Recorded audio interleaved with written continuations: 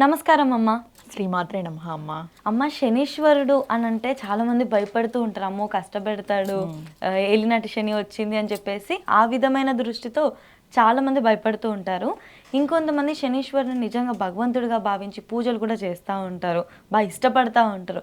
అసలు దీన్ని ఏ విధంగా చూడాలి మనం? ముందుగా శని కారకుడు అంటే ప్రారబ్ధ కర్మ. మన కర్మని తొలగించేవాడు శని. ఇక్కడ శనిమాత్ముడు ఉన్నాడు, శనీశ్వరుడు అంటాం మనం. ఈశ్వరుడితో వరం పొందిన ఆయన. అలాంటి ఆయనకి మనం భయపడే అవసరమే లేదు చెప్పాలంటే. అంటే పూర్వజన్మ ప్రారబ్ధ కర్మ ఇవన్నీ మన జీవితంలో అవగతమవుతాయి. వచ్చినప్పుడు చాలా కష్టతరంగా ఉంటుంది. మనమేమనుకుంటాం, మనకి శని నడుస్తుంది, అష్టమ శని, అర్ధాష్టమ శని, ఏళ్ళనాటి శని, ఇవి రావడం వల్ల మనకి ఇబ్బందులు పడుతున్నామని మనం అనుకుంటాం. అంటే మనం పడే ఇబ్బందికి కారకుడు శని అనుకుంటాం, కానీ మనం ప్రారబ్ధ కర్మ అనే విషయం మనం తెలుసుకోవాలి. చాలామంది ఏమంటారంటే జాతకంలో గ్రహాలు మారడం వల్ల మాకు ఇబ్బంది కలుగుతుంది అని. కానీ నువ్వు పూర్వజన్మలో ఏం చేసింటావో నీకు తెలియదు కదా. ఆ పూర్వజన్మ యొక్క కర్మఫలం, బ్యాడ్ కర్మ ఇప్పుడు నీ నిజ జీవితంలో వచ్చినప్పుడు నువ్వు ఇబ్బంది పడతావు. ఆ నిజ జీవితంలో వచ్చేటట్టు చేసేది శనికారకుడు. ఎప్పుడైతే జీవి తెలుసుకోవాల్సినది ఏంటంటే, శని వచ్చినాడు అని అంటే మన కర్మ తొలగిపోతుంది, మన బ్యాడ్ కర్మ తొలగిపోతుంది. ఎప్పుడైతే మనం బ్యాడ్ కర్మను తొలగించుకున్నాము అని అంటే మనకి గుడ్ డే ఉంటుంది, మంచే ఉంటుంది. అవునా కదా.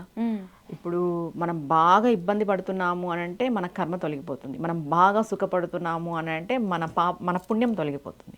పాపము పుణ్యం అనేవి రెండు ఉంటాయి అంతే. ఇబ్బంది పడుతున్నాము అంటే పాపం తొలగుతుంది, సుఖపడుతున్నాము అంటే పుణ్యం తొలగుతుంది. మళ్ళీ నువ్వు పుణ్యకర్మాలన్నీ చేయాలి బాగా సుఖపడితే.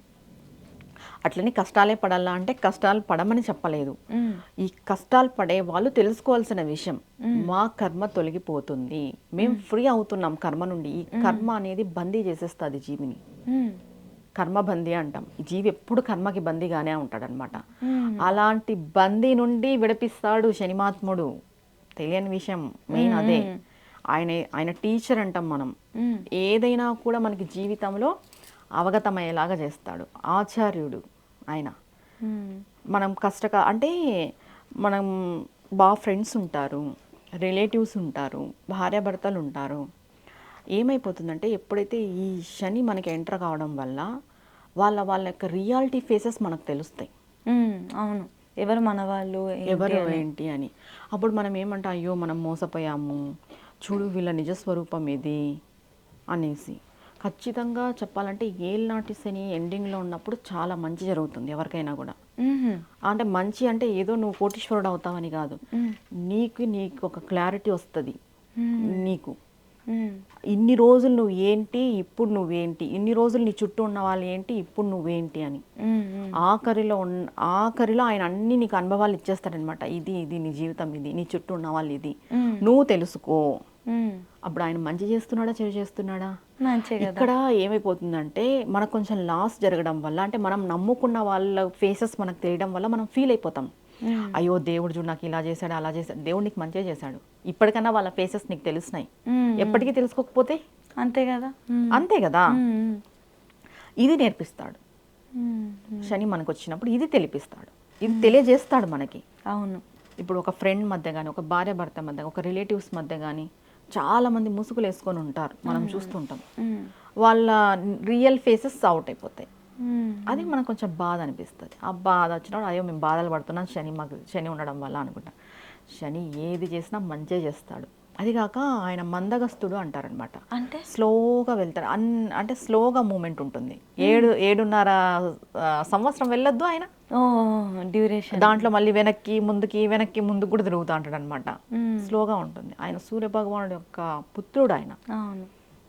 తర్వాత సూర్యుడికి శనిమాత్ముడికి కూడా పడదు అంటారు, మనం వింటుంటాం.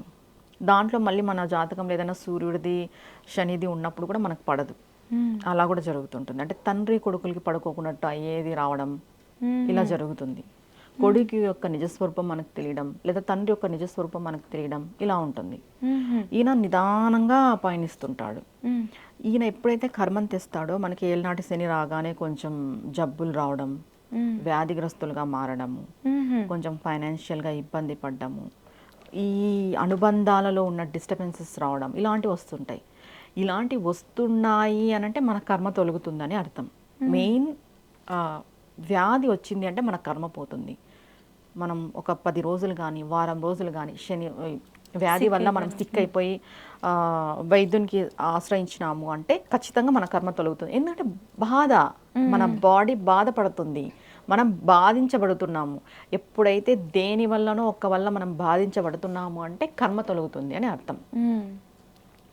అంతే. ఇప్పుడు మనకి శని ఉన్నప్పుడు మనం కర్మని ఎలా తొలగించుకోవాలి, మీరు ఏం చేయాలి? ఇంతసేపు ఎలా చెప్పారంటే ఇది యాక్చువల్లీ మన లైఫ్లో జరుగుతున్న నెగిటివ్ థింగ్స్ని కూడా మనం ఒక ప్రాపర్గా ఆలోచిస్తే అది మనకి పాజిటివే చేస్తుంది అని మనం అర్థం చేసుకోలేకపోవడం ఇది. ఖచ్చితంగా పాజిటివే చేస్తుంది.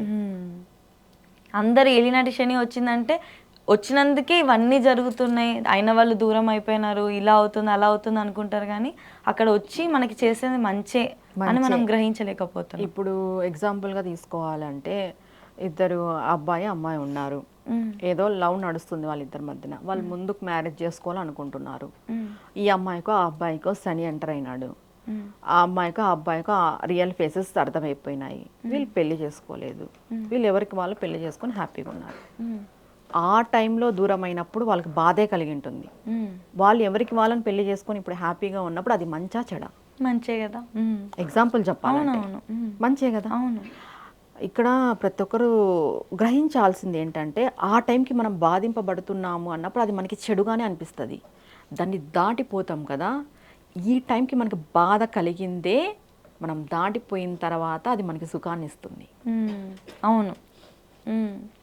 మనం కూడా అనుకుంటాం ఆ రోజులు ఎలా అయిపోయాయో అని కదా. ఆ రోజులు ఎలా అయిపోయా అంటే దైవానుగ్రహం ఖచ్చితంగా ఉండాలి. మనం కర్మను తొలగించుకోవాలంటే దైవానుగ్రహం ఖచ్చితంగా ఉండాలి. ఏదో పెద్ద కష్టం వచ్చింది, చిన్నగా మారిపోయింది, ఆ కష్టం మనం ఊహిస్తేనే మనకు భయం వేస్తుంది, ఇప్పటికి భయం వేస్తుంది, కానీ అది దాటేసి వచ్చినాము అంటే దైవానుగ్రహం వల్ల దాటేసి వచ్చింటాం. అంతే కదా. ఈ రోజు బాధ, రేపు సుఖము, మళ్ళీ బాధ. ఇంకొకటి రియల్గా మనం మాట్లాడుకోవాలి అని అంటే బాధకి మధ్య ఉన్న టైం పీరియడ్ చిన్నది ఉంటుంది చూడు, అది సుఖం. కానీ అందరూ ఆ సుఖం కోసమే మనం పాకులాడుతున్నాం, కానీ అది మధ్యలో వస్తుంది. రియాలిటీలో మనం రియల్గా ఆలోచన చేయాలంటే అంతే కదా.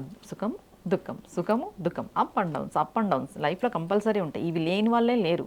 ఇవి లేకోకుండా నువ్వు పుట్టాలి అంటే పూర్తిగా నువ్వు పాపం చేస్తే రాక్షసుడిగా పుడతావు, పూర్తిగా పుణ్యం చేస్తే దేవుడిలాగా పుడతావు, రెండు చేస్తే మనిషిలాగా పుడతావు. మనిషిలాగా చేసినప్పుడు రెండు అనుభవించాల్సిందే. అంతే కదా. ఈ అనుభవించే దాంట్లోనే బాధపడతాం మనం ఎక్కువ. ఇప్పుడు మనం శనిగ్రహ దోషం తగ్గించుకోవాలి. ఆయన ఉన్నప్పుడు పరిహారాలు ఏంటి అసలు? మనం కర్మను మన కర్మ తగ్గితే ఆటోమేటిక్గా శని భగవానుడు మంచే చేస్తాడు, మన కర్మను తొలగిస్తాడు, మనకు అన్నీ నేర్పిస్తాడు, పాఠాలు గుణపాఠాలు అన్నీ నేర్పిస్తాడు, అన్ని అనుభవాలు ఇస్తాడు. దీంట్లో మనం ఆయన్ని ఎలా ఆరాధన చేయాలి? ప్రతి శనివారం నువ్వుల నూనె దానం ఇవ్వడం, నువ్వుల నూనెతో దీపం పెట్టుకోవడం, ఇదొకటి. తర్వాత జమ్మి చెట్టు ఉంటుంది కదా, జమ్మి చెట్టుకి ప్రతి శనివారము లలిత సహస్రనామంతో పారాయణం చేస్తూ మనం వాటర్ జమ్మి చెట్టులో వదలాలి. ఒక్కొక్క శ్లోకం చదువుతూ స్పూన్తో కానీ చేతిలోకి పేస్ట్లో కానీ, స్పూన్తోనే వదులుకున్నా మంచిదే. ఇలా ఒక్కొక్క శ్లోకం చదువుతూ శనివారం రోజు జమ్మి చెట్టుకి మనం వాటర్ వదిలితే ఆ శనివారం రోజు ఏమవుతుందంటే ఈశ్వరుడు ఉంటాడు జమ్మి చెట్టులో, శమీశ్వరుడు అంటాం. శనీశ్వరుడు కాదు, శమీశ్వరుడు జమ్మి చెట్టు. ఆ ఈశ్వరుడు ఉండడం వల్ల ఆల్రెడీ అక్కడ శివశక్తి ఉంటుంది. మనం ఏం చేస్తాము, అమ్మవారి యొక్క శక్తిని కలుపుతాం లలిత సహస్రనామం పారాయణం చేయడం వల్ల. ఈ అమ్మవారి యొక్క శక్తి ఆ శివుడి యొక్క శక్తి కలిసి మన కర్మను తొలగిస్తారు. అసలు జమ్మి చెట్టు దేనికి మూలము? శని మహాత్మునికి మూలం. శనివారం రోజు శివుడు కూడా అక్కడ ఉంటాడు. శివుడి యొక్క శక్తి ఉంటుంది జమ్మి చెట్టులో. జమ్మి చెట్టు కారకుడు శని. శనివారం రోజు జమ్మి చెట్టులో శివుడి యొక్క శక్తి ఉంటుంది. దానికి మనం అమ్మవారి యొక్క శక్తిని కలుపుతున్నాం లలిత సహస్రనామం పారాయణం చేస్తూ. ఈ రెండు శక్తులు కలిసి మనకున్న కర్మను తొలగిస్తారు, బ్యాడ్ కర్మని. ఎప్పుడైతే ఈ బ్యాడ్ కర్మ తొలగిపోతుందో మనకు అంతా ఆటోమేటిక్గా మంచి జరుగుతుంది. కర్మను తొలగిస్తాడు శనిమాత్ముడు. అమ్మ ఇంకేదైనా చిన్న పరిహారం చెప్తారా? అంటే లలితా సహస్రనామం అంటే భయపడే వాళ్ళకి మామూలుగా వెళ్ళి చేసుకోవాలి అని అనుకుంటే ఇంకేముండొచ్చు? దానాలు అయితే నువ్వుల నూనె దానము, నువ్వుల దానము, ఇంకా ఇవి వస్తాయి చూడమ్మా, దానిలో ఏమంటారంటే బ్లాంకెట్సే, కానీ మనం పూర్వం వాడుతూ ఉంటాం చూడు, కంబలి. కంబలి అంటారనమాట, పెళ్ళిళ్ళకి యూస్ చేస్తాం. వాటిని దానం ఇవ్వడం వల్ల కూడా శనిగ్రహ దోషం తగ్గుతుంది, చాలా తగ్గుతుంది. తర్వాత ఈ హ్యాండిక్యాప్స్ ఉంటారు, బ్లైండ్ పర్సన్స్ ఉంటారు, వాళ్ళకి దానం చేయడం వల్ల, వాళ్ళకి హెల్ప్ చేయడం వల్ల, వృద్ధులకి సహాయం చేయడం వల్ల, సేవ చేయడం వల్ల శనిగ్రహ శాంతి ఖచ్చితంగా జరుగుతుంది. సేవ, మానవ సేవే మాధవ సేవ అన్నాం మనము. ఆ సేవ చేయడం వల్ల ఖచ్చితంగా శనిగ్రహ శాంతి జరుగుతుంది. శనిమాత్ముడు మంచే చేస్తాడు ఈ సేవ చేయడం వల్ల. బేసిక్గా మనం ఇట్లా వేరే వాళ్ళకి దానం చేయడం వల్ల, సేవ చేయడం వల్ల మనం పుణ్యం కట్టుకొని మనం మన ఇవన్నీ పాపకర్మలను చేయలేము, తొలగించుకుంటున్నాం. దేవుడి పరంగా చేయలేము, ఇలా చేయొచ్చు సేవ పరంగా. ఎన్నో అంటే కొంతమందికి దేవుడి మీద నమ్మకం ఉండదు, అవును, ఇవన్నీ వాళ్ళతో నేను ఇలాంటివి చేయమంటే. చేయించుకోవచ్చు. వాళ్ళతో మనం ఇలాంటివి చేయించు, దానాలు ఇవి మంచి పనులే కదా. అవునవును. సేవ, ఎంత సేవ చేస్తే అంత మంచిది, చాలా రెట్టింపు ఫలితం వస్తుంది. మనం ఫలితం అనే విషయం పక్కన పెడితే ఫస్ట్ మన కర్మను తగ్గించుకుంటాము, దోషాన్ని తగ్గించుకుంటాము, మనకి ఏంటి అనేది రియాలిటీ మనకు తెలుస్తుంది, దానివల్ల మనం గ్రోత్ అవుతాం. ఎప్పుడైతే మనకి రియాలిటీ తెలిసిందో దాని నుండి మనము ఓవర్కమ్ అయి గ్రోత్ అవ్వడానికే ట్రై చేస్తాం కదా. జీవితంలో అభివృద్ధి అనేది ఉంటుంది. చాలా ఉంటుంది అభివృద్ధి అనేది. ఎప్పుడైతే మనకి నిజాలు అవగతం అవుతాయో దాని తర్వాత ఉండేది అభివృద్ధి. అంతే అంతే కదా. ఖచ్చితంగా అమ్మ, చాలా చక్కగా చెప్పారు. అసలు మన జీవితంలో జరుగుతున్న చెడును కూడా మనం ఒక రకంగా ఒక కోణంలో చూస్తే అది ఎంత మంచి చేస్తుందో అర్థం చేసుకుంటే అందరూ కూడా సంతోషంగా దీనికి ఉండొచ్చు. ఇంకొక ఎగ్జాంపుల్ చెప్పాలంటే, ఇప్పుడు ఒక రాజు ఒక మంత్రి ఉంటారు, అదేదో వాళ్ళ పేరు నాకు ఐడియా లేదు.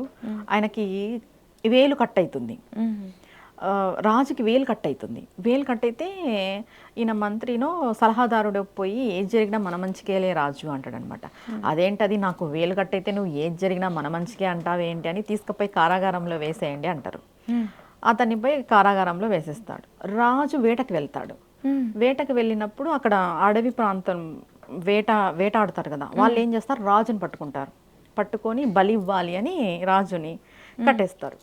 కట్టేసి బలిచ్చేటప్పుడు ఏమంటే ప్రతి ఒక్కటి కరెక్ట్గా ఉండాలి. ఆయనకి వేలు పోయి ఉంటుంది, లేదు నీకు వీడికి వేలు లేదు, వీడిని బలించకూడదు అని వదిలేస్తారనమాట. రాజు దర్బార్కి వస్తాడు, మరి ఆయన విడిపిస్తారు. విడిపించిన తర్వాత నువ్వు చెప్పింది కరెక్టే, ఏది జరిగినా మన మంచికే అని, నాకు వేలు పోవడం వల్ల ఈరోజు నన్ను బలి ఇవ్వలేదు, నన్ను వెనక్కి పంపించేస్తారు అని అంటే, మళ్ళీ ఈయన అంటాడు ఏది జరిగినా మన మంచికే అని.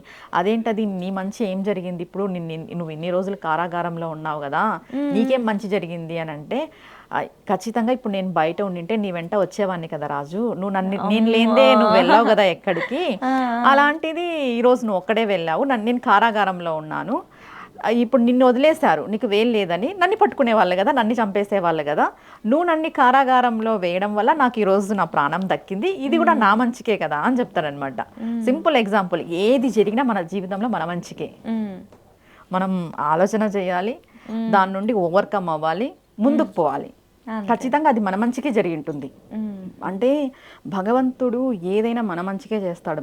కొంచెం మన బుద్ధి సరిగ్గా లేక మన బుద్ధానుసారం చేసేటి మనల్ని ఇబ్బంది పెడతాయి, అంతే తప్ప దేవుడైతే మంచిగా చేస్తాడు. అంతే అంతే, ఖచ్చితంగా అమ్మ, చాలా చక్కగా చెప్పారు, ఎంతో సంతోషంగా ఉంది. ధన్యవాదాలు. నమస్తే అమ్మా.